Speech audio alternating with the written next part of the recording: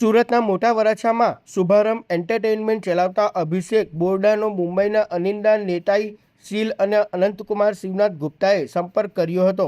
આરોપીઓએ પહેલા પ્રખ્યાત સિંગર અરિજીત સિંહનો લાઇવ શો કરવાની લાલચ આપી ટોકન પેટે 11 લાખ રૂપિયા પડાવ્યા હતા અને બાદમાં શો કેન્સલ કરી દીધો હતો. ત્યારબાદ આરોપીએ નોરા ફતેહી અને કોમેડિયન કપિલ શર્માના લાઇવ શો કરવાનું ગાજર લટકાવ્યું હતું. કલાકારોની ફી, ટ્રાવેલિંગ ખર્ચ અને હોટલ બુકિંગના નામે અલગ અલગ બેંક ખાતાઓમાં કુલ 1,43 લાખ રૂપિયા ટ્રાન્સફર કરાવી લીધા હતા. લાંબા સમય સુધી જ્યારે કોઈ જ કાર્યક્રમ યોજાયો નહીં ત્યારે ફરિયાદી અભિષેક બોરડાએ પોતાના પૈસા પાછા માંગ્યા હતા. આરોપીઓએ વિશ્વાસ જીતવા માટે સિક્યુરિટી પેટે ચેક આપ્યા હતા, પરંતુ આ ચેકમાંથી માત્ર 1.15 લાખ રૂપિયા જ પરત મળ્યા અને બાકીના 1.41 કરોડ રૂપિયાના ચેક બાઉન્સ થઈ ગયા હતા. ચેક બાઉન્સ થતાં જ ફરિયાદીને સમજાયું કે તેમની સાથે મોટી છેતરપિંડી થઈ છે. હાલ સમગ્ર મામલો હવે પોલીસ સ્ટેશને પહોંચ્યો છે.